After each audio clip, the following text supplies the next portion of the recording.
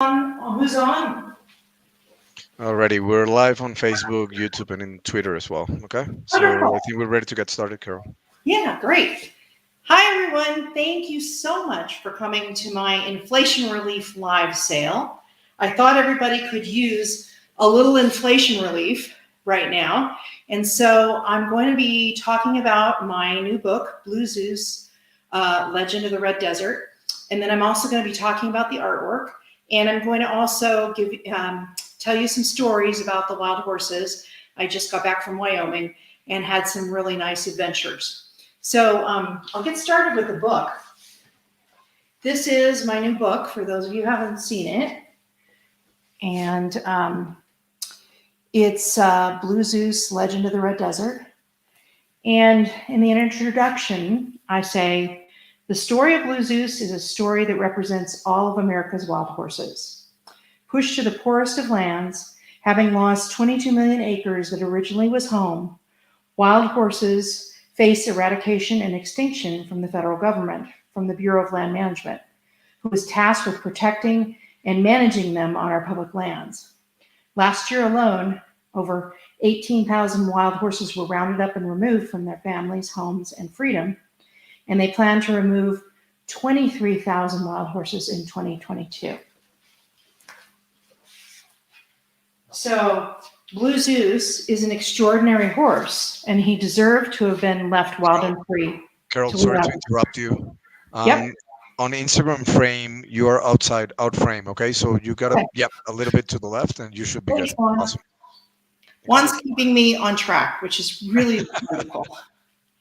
Blue Zeus is an extraordinary horse, and he deserved to have been left wild and free to live out his life with his family in the Red Desert of Wyoming. But all of our wild horses deserve the same. They deserve our care and respect. They deserve to be managed in their homes with the least invasive and most researched methods available.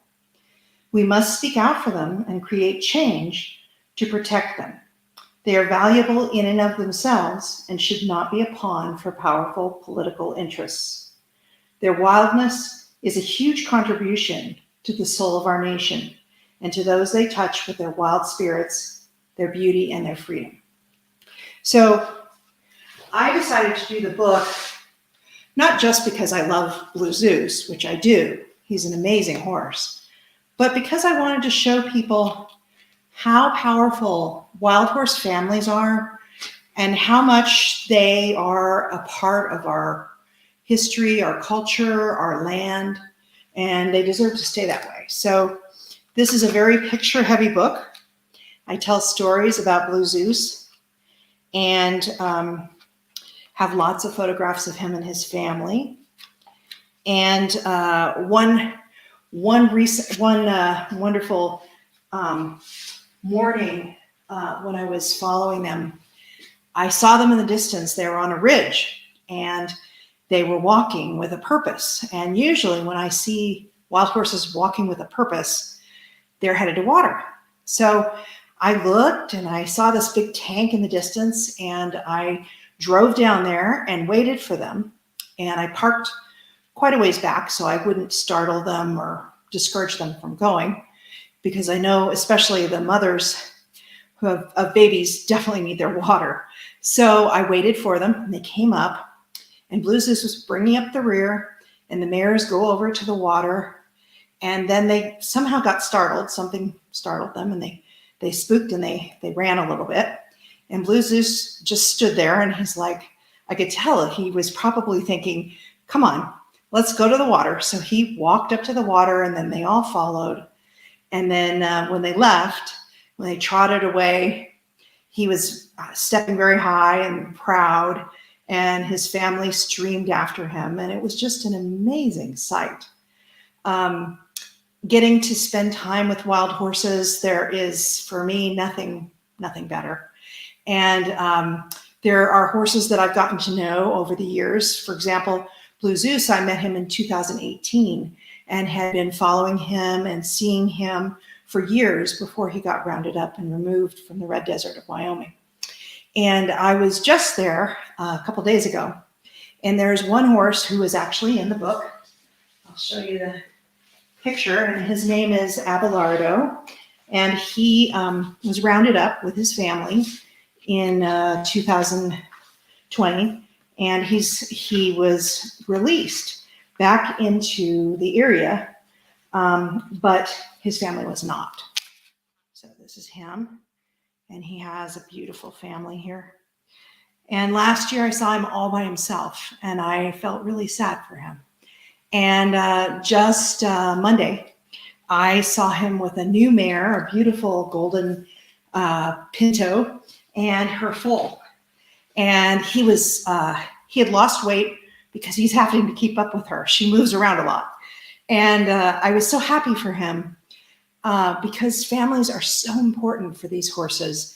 Even the bachelors, I saw a group of 4 bachelors that were playing and running and hanging out together, and they're preparing to have their own families.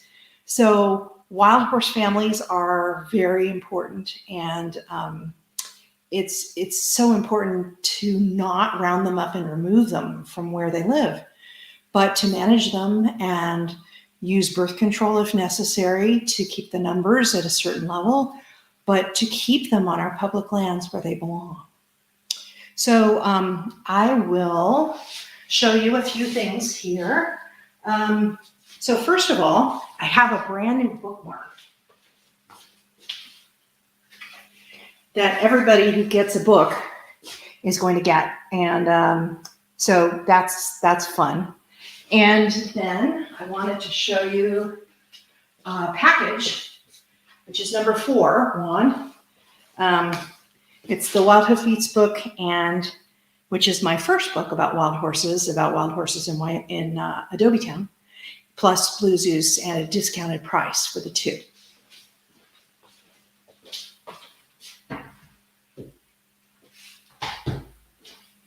And then I'm doing something a little creative this time. I am having number 2. I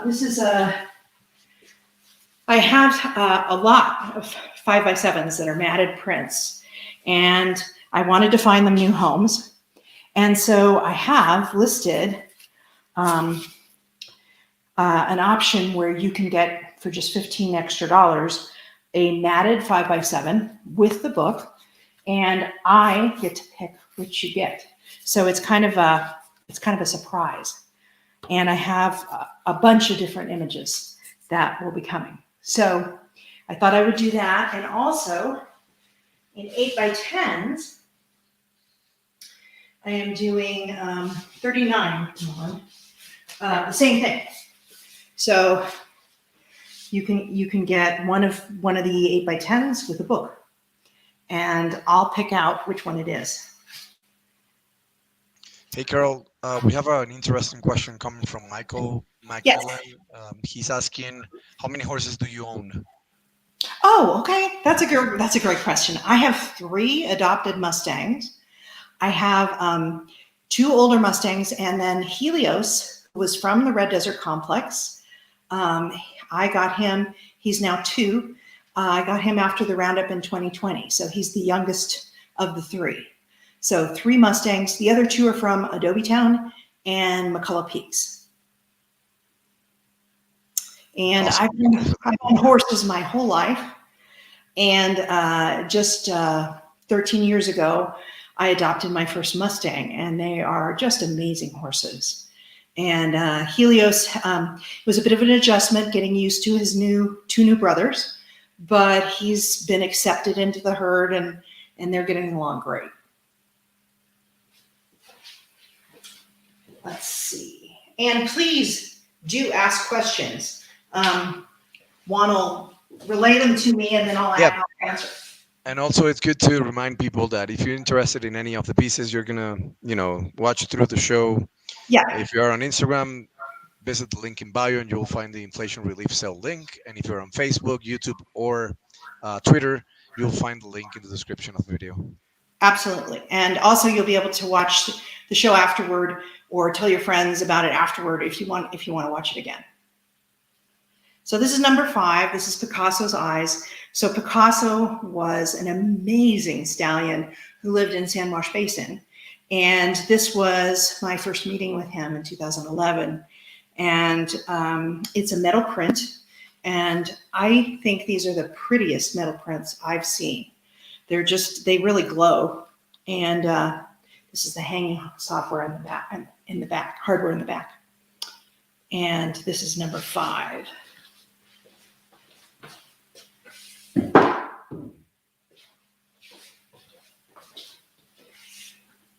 And then we have another eye piece. This is Eyes of Blue Zeus. So this is a close-up where you can see his, well, one eye is kind of covered. Is that number 14, Carol? Yes, that's number 14. One eye is kind of covered, but the other you can see really beautifully. And it's a long, narrow print, which is nice, but it's also metal. Alrighty, I think we have another interesting question coming from Ash Griffin. She's saying, Carol, I adore your work and look to it into your photography book often to guide my own work. Will you be offering a workshop anytime soon? I'm not offering any workshops in 2022, but I do private coaching at my home with using my own horses. So you can DM me about that. Awesome, thank you. And, oh, yes. Number 22. So this is one of my favorite curlies. The wild curlies in Saltwells Creek and White Mountain, they actually have curly hair, which is amazing. And they're hypoallergenic. I just think that's so interesting. This is Bubba, who's just an amazing, beautiful black wild curly stallion. And he was captured in the recent roundup, but he was released. So he's still out there, and this is a piece on metal as well. I like the small ones on metal too. They're fun.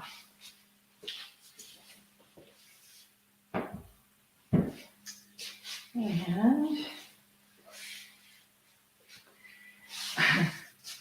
this piece, I can't help smiling when I look at it. It's called Wild Family Leans. And this is a family of wild horses in Adobe Town that I got to know over time. And you can tell how much wild horses love touch. They're always touching each other, rubbing each other, laying down next to each other. And it just makes me smile, especially this filly's expression on her face. And that's 25. Forgot to say.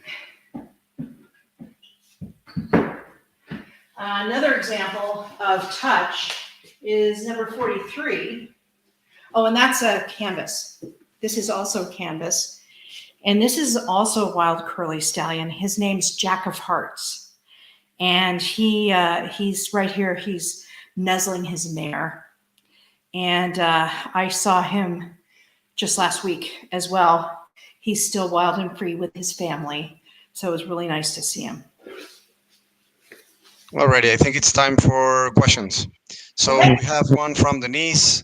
He's asking, or she's asking, if you donate anything to wild horses sanctuaries.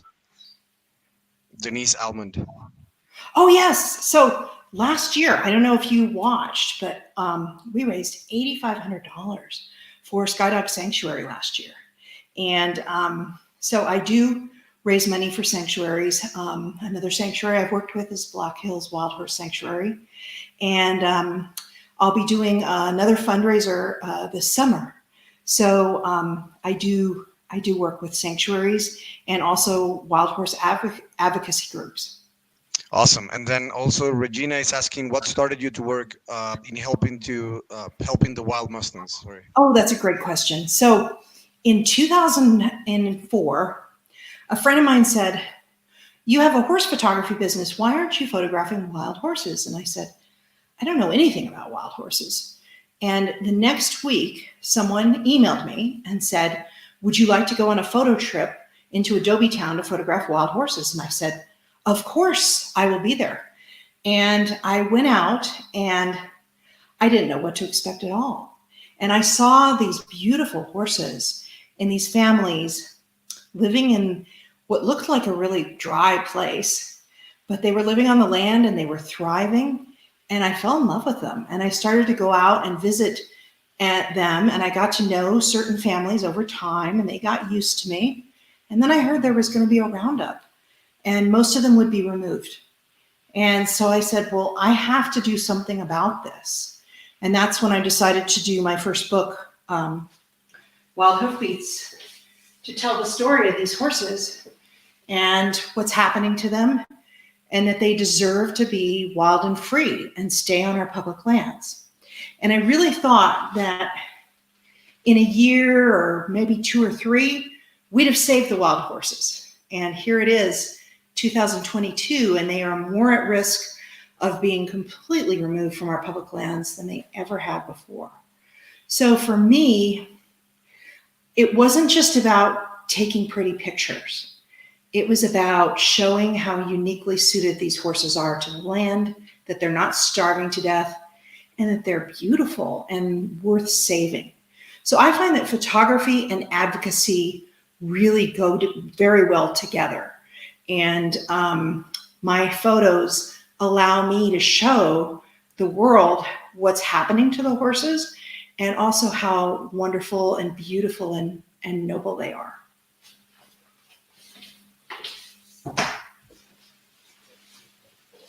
Awesome. Thanks for that, Carol. Yeah. Oh, Red Desert Stallion. This is Blue Zeus. And some people ask me, how much Photoshop do you do with your images? And I do very little. But here he actually has, his eye is still brown, but I turned the rest of the image black and white just because I thought it worked.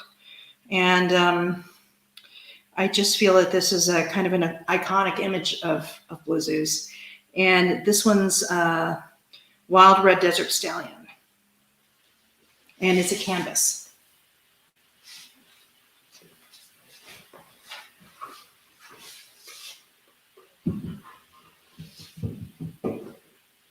Oh, and then, so last week, when I was out with the wild horses, you know, people ask me sometimes, what's it like going out to see wild horses? Well, there's a lot of driving and looking and looking and looking and driving. And then looking through your binoculars and like, oh, I think I see horses. And it might be antelope and it might be cattle, but sometimes it's horses. And finding a family that I might know and get to spend time with them. And then sometimes, like this last week, found a huge group of horses, probably 10 families, and they were not used to people. And I walked out toward them, and horses have a flight zone, so an area where they feel comfortable with having you at. These horses had a very far flight zone. So I had to stop and watch from quite a way away because they weren't used to people. And then another family that I spent time with last week, I could get quite close to them and just sit down and enjoy watching them. And that's my favorite thing to do. There was a new family with a black and white stallion and 3 foals that I met for the first time. And I sat down and watched them, and the youngest foal, who was brown and white, was fascinated by me and kept staring at me. Probably I was the first human he'd ever seen. And it was just a very peaceful time sitting with them and watching them. Okay, and another question coming from Michael. Yes. He's asking, what will be the average amount of time to earn a friendship or relationship with a horse? He says he lives by several ranches and would love to, visit some of them. Wow, it totally depends on the horse. Horses are all different. And I think the more time that you spend observing them and just sitting with them, and they get to observe you and see you and get used to you, the better. So some horses will be friendly right away. My middle Mustang, Micah, loves people and loves things happening. So when I have a news crew come over, he's like, hi, nice to meet you. And then my older Mustang, Cremoso, he kind of hangs back. He's more cautious. So I think it depends on the horses. What I also find with the wild horses is the older stallions tend to be more laid back. They're less concerned about having people near their families, and they tend to be a little bit more relaxed. The mares who have just had foals, they are very protective and they don't want people near them at all. So it just depends on the family dynamics.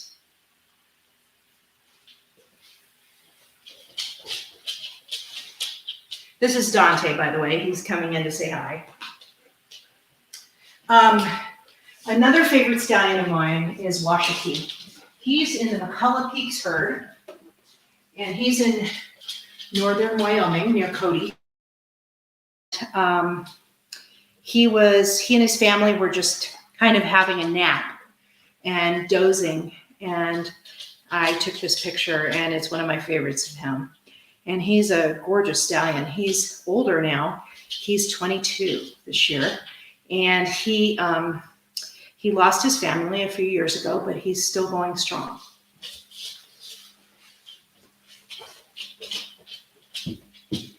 Wild stallions tend to, as they age, they'll lose their family to a younger stallion, and that's just the circle of life.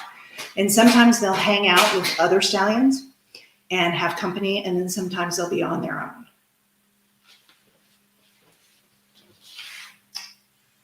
Oh, so this is called 49 Sunrise in Great Divide Basin, and I actually have two sizes of this piece, so I'll bring this one closer to you so you can see it, because there's a little bit of light on there. And this was just before the sun rose in Great Divide Basin, and it's just, as you can see, it's an incredibly dramatic background there. So that was a beautiful morning. And then this is the back. It's a metal piece.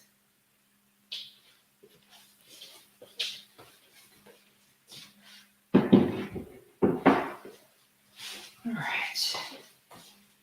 Portrait of Blue Zeus. So this piece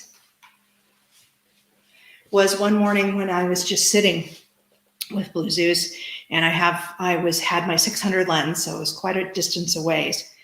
And you could just see all the detail of his coat. Blue roans tend to get bite marks, and that's what the black speckles are. It shows up on their coat. And so this is a 12 by 12 metal piece.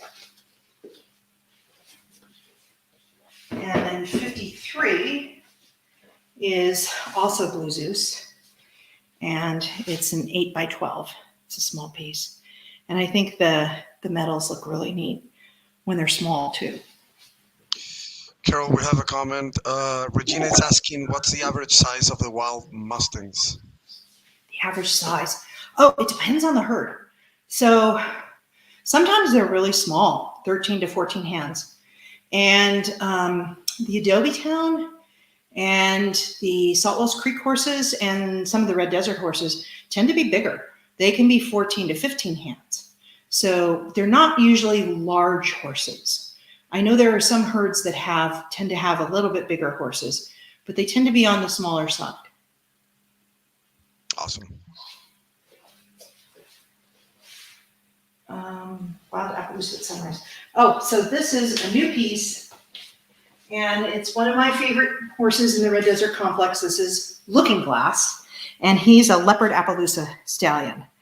And this was at Sunrise, and he's a very mellow, laid-back guy. And he has a mare and a foal, or a mare and a now 2-year-old. And he has been hanging out with another family recently. And I didn't see him on this last trip, but I don't usually see him in the spring. It's funny, wild horses have their territories that they're in, and it can change with the seasons. For example, an area where the snow might accumulate a lot in the winter, the horses would probably move out of, and then might move back into if the forage was really good in the summer. So they do move. They're not just staying in one place. And then Blue Zeus comes close, which is one of my favorite pieces. And this is 55, and it's 20 by 30. And this is, it's almost as big as I am. It's a metal piece as well. And you can see the detail.